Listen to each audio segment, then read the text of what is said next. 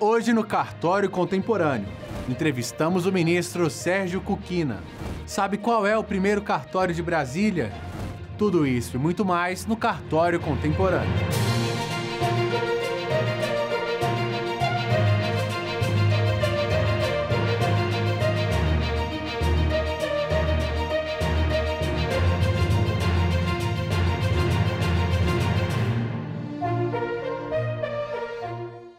Sérgio Kukina é ministro e presidente da primeira turma do Superior Tribunal de Justiça. Temos uma honra de recebê-lo aqui no Cartório Contemporâneo para conversarmos sobre mediação e conciliação. Como vai, doutor Kukina? Muito obrigado, eu agradeço também.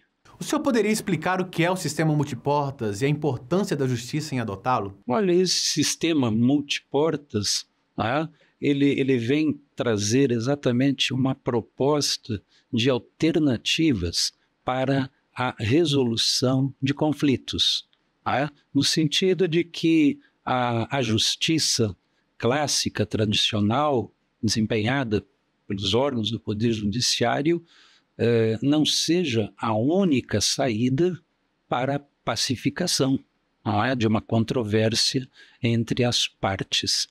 Então, quando se idealizou esse modelo, foi nesse sentido, oferecer alternativas possíveis em que as próprias partes, que são exatamente quem melhor conhece as peculiaridades que envolvem a sua desavença, elas, bem conhecendo, terão melhores condições de encontrar uma boa solução. Inclusive, portanto, com auxílio, quando necessário, de mediadores, conciliadores, etc. O senhor poderia definir qual a diferença de mediação para conciliação? Olha, as duas modalidades buscam o mesmo objetivo, encontrar um acordo que atenda aos interesses das partes envolvidas. Entretanto, há uma diferença sutil, relativamente à atividade desenvolvida na conciliação e à atividade desenvolvida na mediação. Na conciliação, esse modelo conta com a figura do conciliador. O conciliador, nessa espécie de entendimento, ele tem uma posição mais ativa, ele pode interferir mais diretamente, sugerindo até mesmo o encaminhamento do melhor entendimento. Ele pode sugerir que os envolvidos concordem com ele com relação ao caminho A, B, C, etc. Agora, quando eu falo em mediação, ali eu vou ter a figura, então, do mediador. O mediador não terá, em princípio, uma atuação mais direta em relação ao objeto mesmo da controvérsia, o objeto da disputa. Ele atuará como um facilitador, mas de maneira mais contida. Ele poderá indicar as vantagens para as partes de chegarem a um bom entendimento, mas não necessariamente sugerindo detalhes sobre o acordo mesmo acerca do objeto da discussão, do interesse que está envolvido. Então, eu diria isso, o conciliador, ele tem uma atuação ele interfere mais ativamente, podendo sugerir, inclusive, encaminhamentos quanto ao bem que está em disputa. O mediador, ele atua, diria assim, de modo mais discreto, de modo mais discreto, tentando facilitar o entendimento das partes no sentido de que, segundo as suas conveniências, será melhor chegarem a um entendimento. Cartórios de notas e de registros estão habilitados a atuar em atos de conciliação e mediação. Como o senhor vê essa iniciativa? É uma boa forma de popularizar os serviços? Eu entendo que sim. Quanto mais canais forem oferecidos, disponibilizando essas alternativas, isso contribuirá para, com maior abrangência, restarem superados conflitos, sem que a parte, como já mencionei, precise necessariamente ou imagine que necessariamente para a resolução, né, das controvérsias, ela só poderá contar com o poder judiciário tradicional. Então, eu penso que quanto mais espaços, né, forem oferecidos, melhor será para a sociedade como um todo. E o espaço dos cartórios me parece assim, né, de uma conveniência muito grande, absoluta, né? Não só por sua capilaridade, mas também pela circunstância de que o quadro de pessoal que atua nos cartórios, notas, registros, eles estão diuturnamente convivendo, com as pessoas das suas comunidades. Portanto, já tem, por isso mesmo, né, uma capacidade de compreender o que está ocorrendo e bem auxiliar, né, no alcance de um entendimento, quando procurados, né, pelos interessados. Que conselho o senhor daria para alguém que tem interesse em seguir a carreira de mediador? Olha, eu acho que, em primeiro lugar, não buscar a necessária capacitação. Tá? Porque nem todos, evidentemente, terão o talento necessário, a aptidão para atuarem nessas posições. Daí porque eu penso que, uma vez que a pessoa se sinta chamada, né, a atuar nesses postos, né, ela deverá buscar a necessária qualificação prévia, né, e aí sim, ao longo do tempo, a experiência vai aumentar e, enfim, né? Mas capacitação é a palavra-chave, né? Para que os interessados, né, nesses meios alternativos, nesse modelo de justiça multiportas, esses interessados possam encontrar exatamente profissionais bem capacitados para a necessária orientação. Hoje se fala muito do contexto da desjudicialização. Qual a importância do segmento notarial e registral e de que forma podem colaborar com o Poder Judiciário? Eu penso que, ao longo dos anos, décadas, né, enfim, o setor dos cartórios, do foro extrajudicial, ele vem colaborando enormemente. Sempre que convocado, tá, pelo Poder Judiciário, hoje mais fortemente, né, pelo Conselho Nacional de Justiça, que é responsável por traçar políticas a serem seguidas pelo setor dos cartórios, né?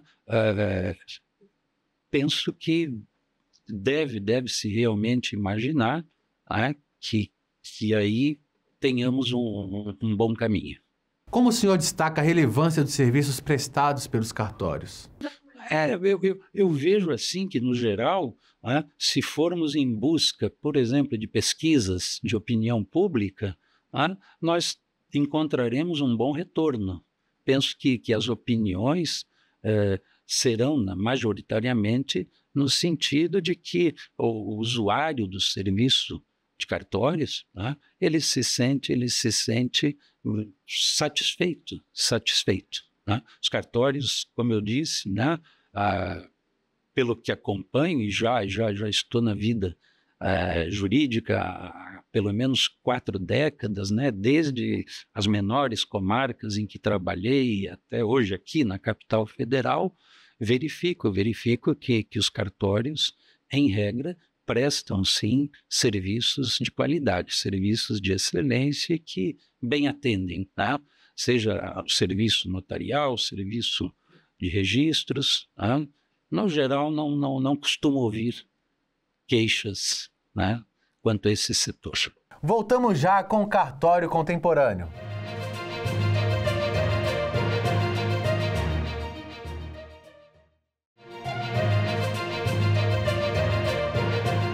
Parabéns por assumir a presidência da primeira turma do Superior Tribunal de Justiça.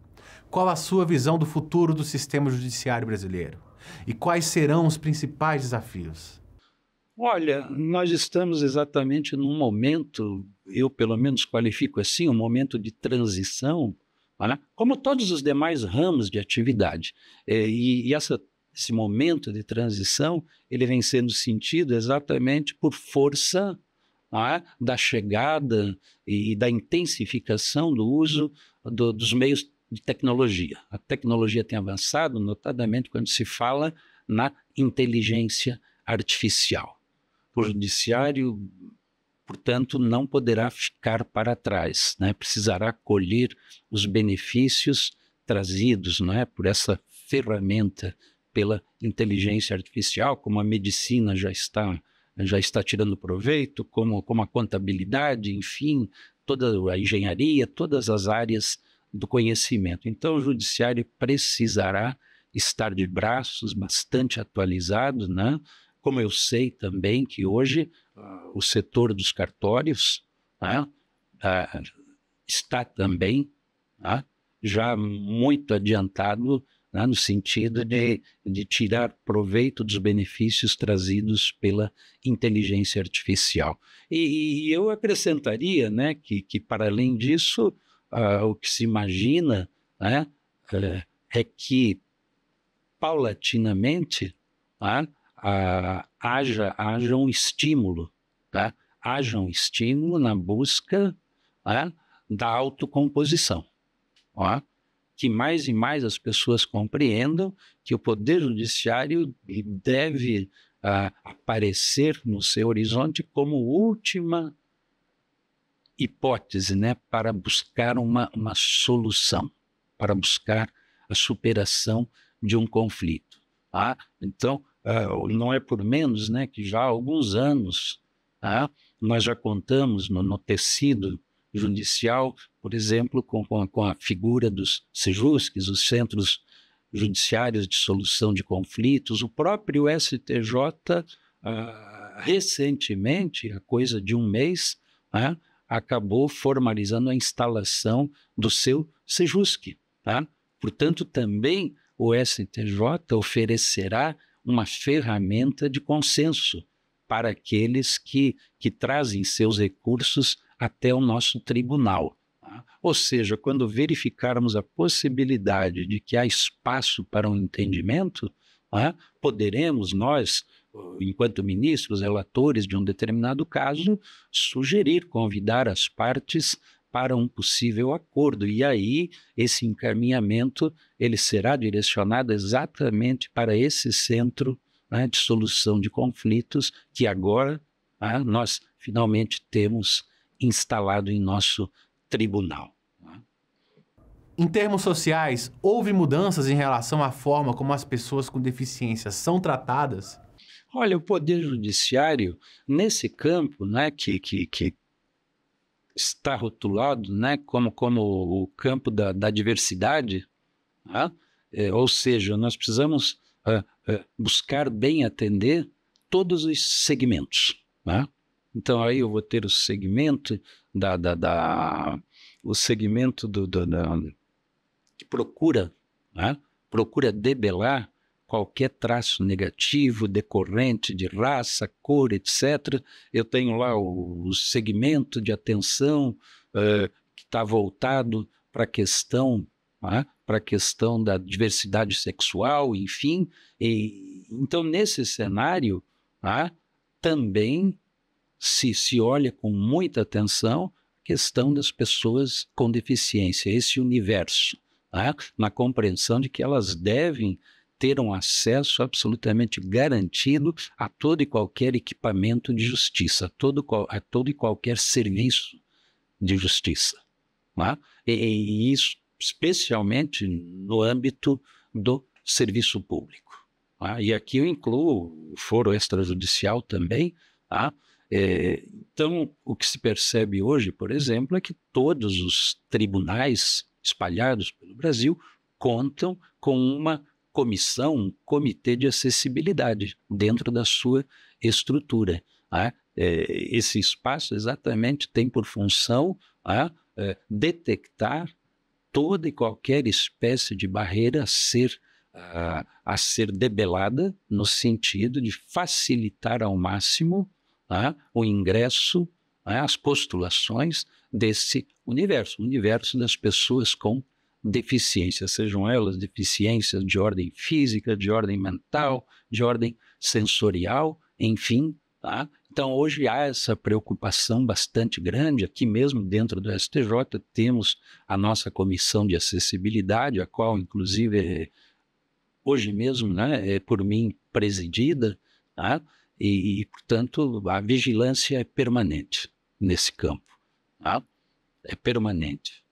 De forma que acho que estamos procurando dar resposta a essas demandas. E essa é absolutamente importante. O Brasil é subscritor, né? Assinou a Convenção Internacional dos Direitos da Pessoa com Deficiência, esse diploma de direito humano, portanto, ele foi internalizado por nós, foi ratificado e hoje, após a observância de um procedimento específico dentro do Congresso Nacional, hoje ele tem natureza mesmo, essa convenção internacional, tá, tem natureza de norma constitucional em nosso país. Tá? Então, a preocupação com essa temática é grande. E mais que isso, portanto, como já sabemos que há essa tensão, agora o necessário a cada dia é colocar em prática, para que a pessoa com deficiência possa efetivamente dizer que está sendo beneficiada por essas promessas todas, no sentido de que elas não fiquem apenas no papel, não fiquem na convenção, não fiquem na lei brasileira de inclusão, no estatuto da pessoa com deficiência, enfim. Tá? Então é preciso que a pessoa experimente no seu dia a dia os benefícios, tá? Esses benefícios necessários, assim, situações básicas, né? Como, por exemplo, hoje você contar com um tradutor de Libras, como você ter um meio em que vai circular a tua mobilidade não ser bloqueada por alguma razão, né? Um piso tátil, uma escada rolante, todos, enfim, métodos, né? Métodos assistivos, enfim, que colaborem com a pessoa com deficiência. O senhor comentou que na década de 80 já utilizava técnicas de mediação. Como era isso? Olha, essa experiência para mim assim, muito gratificante. Eu, no início da minha carreira, na década de 80, né, lá no interior do Paraná, eu atuei como promotor público. Tá?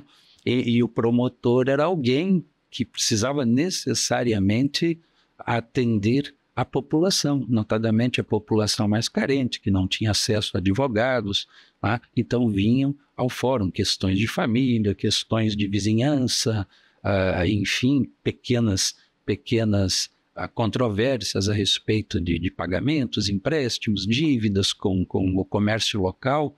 Aí, na minha atuação prática, né, eu explicava a esses sujeitos que estavam lá, a esses adversários, compreendendo, claro, que tem um pouco de paixão nessas desavenças, né?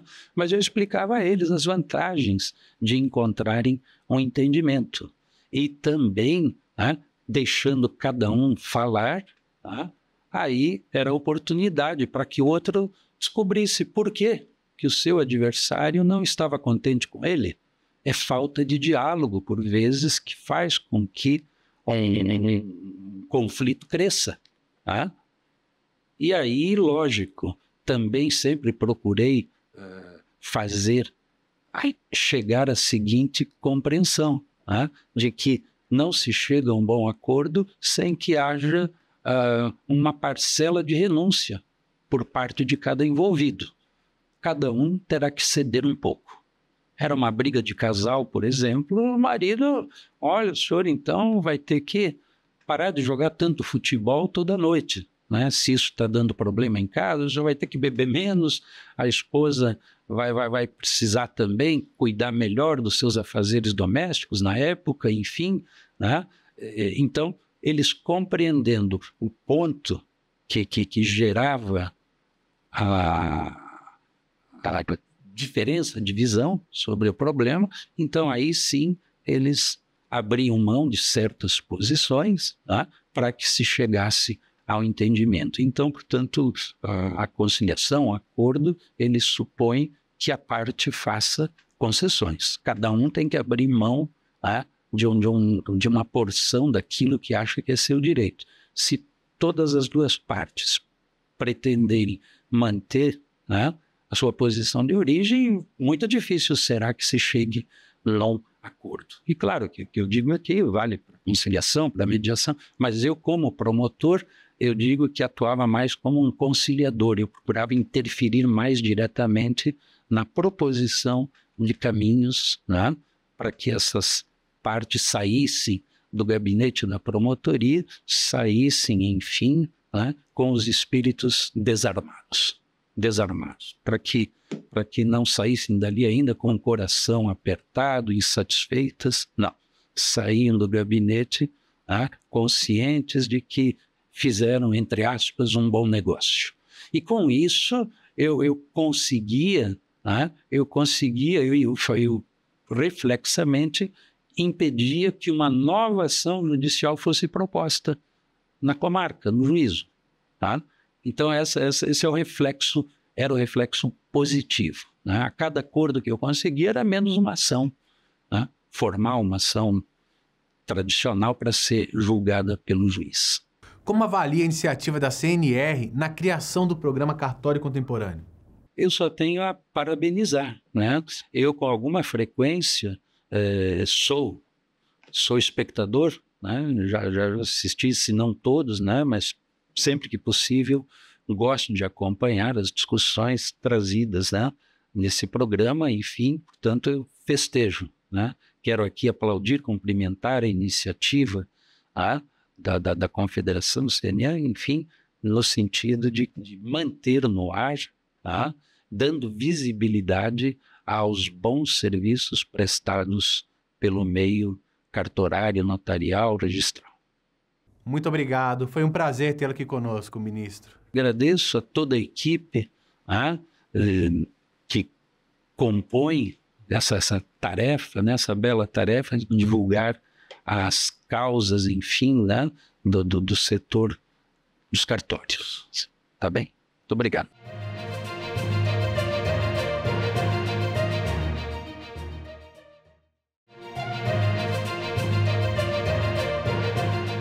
Estamos de volta com o Cartório Contemporâneo. Você sabia que o Cartório JK é o primeiro cartório do Distrito Federal? Não tinha conhecimento. Não sabia. É o primeiro cartório, é muito bom, continua muito bom, né? Isso é bom. Eu já tinha ouvido falar, até o nome é sugestivo, né? JK. O cartório do primeiro ofício de notas e protestos de títulos de Brasília, né? É o primeiro cartório de notas, como foi bem dito. Ele foi inaugurado em 1960, foi uma outorga do então presidente da República da época, Juscelino Kubitschek, e o primeiro titular do cartório foi o Maurício de Souza Lemos. Sou candango, vim do Paraná para cá e estou aqui em frente ao Maurício Lemos. Não sabia que era JK, que mudou agora, né? Isso, antes era Maurício Lemos. Eu acompanho o histórico, meu pai ele era servidor público, né, do judiciário, e trabalhava em cartório, e aqui era do Maurício Lemos, né, um dos primeiros cartórios de Brasília, então eu procuro sempre vir aqui, né, tenho uma afinidade com esse cartório. Antes a gente era sempre lembrado como cartório do primeiro ofício de notas e protestos de títulos de Brasília, e esse definitivamente é o nome do cartório, mas quando a gente muda e traz para cá o cartório JK, que foi um cartório que o presidente Juscelino Kubitschek outorgou, foi o primeiro cartório de Brasília, então a gente quis homenageá-lo de uma certa forma, transformar o cartório do primeiro ofício em cartório JK. Em setembro de 2014, com a entrada do Dr. Macar, eu acredito que foi essa mudança de paradigmas, né? Fazer com que o cartório JK realmente tivesse essa grande visibilidade, esse interesse de ajudar a população, esse interesse de atender bem a população do Distrito Federal e fazer com que todos os que passam aqui, sejam funcionários ou sejam clientes do cartório JK, saiam sempre satisfeitos. Então já fiquei sabendo, estou bem contente com a história do JK, né? Homenagem ao JK. Tem 25 anos que eu venho nesse cartório. Eu moro aqui há 35 anos, então sempre foi aqui. Ao longo de todos esses anos, né, houveram algumas mudanças aqui de titularidade do cartório e atualmente o cartório está com o Dr. Macarto de Andrade Camargo, que assumiu o cartório em setembro de 2014 estamos aqui até então. Atualmente aqui no cartório JK somos 6 tabeliães substitutos, né? Cada qual cuidando ali de uma parte de alguns determinados setores, até porque a gente possa dar uma dinâmica maior também aos trabalhos, né? Fazer com que a população do Distrito Federal seja sempre bem atendida. Então somos aqui eu, Felipe, Virgílio Sarmento, João Henrique Barbosa, Marco Antônio Bastos, Marili e a Cris, que também cuida aqui do setor de inventário. Frequento porque meus pais moram aqui perto, né? Então, desde pequenininha, a gente sempre trabalhou com o cartório. Até hoje em dia eu moro no Lago Norte, mas eu continuo trabalhando com eles aqui. Eu moro aqui nas redondezas há muitos anos, já usei várias vezes o serviço aqui. Eu gosto muito desse cartório, eles são muito ágeis, né? Atenciosos. Hoje eu vim para fazer uma doação e uma escritura. Pegar uma certidão de uma escritura, segunda via de uma certidão. Hoje aqui eu vim fazer, reconhecer firma de um contrato de vendas, entendeu? Fazer uma vendinha pequena aí, vai dar tudo certo. Eu estou dando entrada num pedido de inventário extrajudicial. Então, eu tenho firma reconhecida aqui e vim fazer um reconhecimento de firma no documento para mandar para minha mãe em Natal. Vim aqui ao cartório para reconhecer firma. Nós viemos transferir o carro, né, dar início ao processo, que é basicamente reconhecer firma no documento, porque a gente ainda não faz tudo digital. Bem, sem tirar a importância de todos os atos que foram praticados aqui no cartório JK, nós celebramos sim alguns que entraram para a história, né? Fizemos, por exemplo, a escritura com o valor de mercado mais caro de Brasília. Então, acredito que foi uma escritura em que o lote custou 460 milhões de reais na época, né? Fizemos também a maior escritura de valor de emolumentos também do Distrito Federal. E é isso, a gente trata cada escritura, cada ato notarial praticado aqui como se fosse um ato único. Mas sim, alguns casos entraram aí para a história do cartório JK. Gostou do programa de hoje? Você pode revê-lo por completo no canal do YouTube da Confederação Nacional dos Notários e Registradores. Siga a gente nas nossas redes sociais. Eu sou Eduardo Meirelles e te vejo aqui na semana que vem na TV Justiça. Obrigado!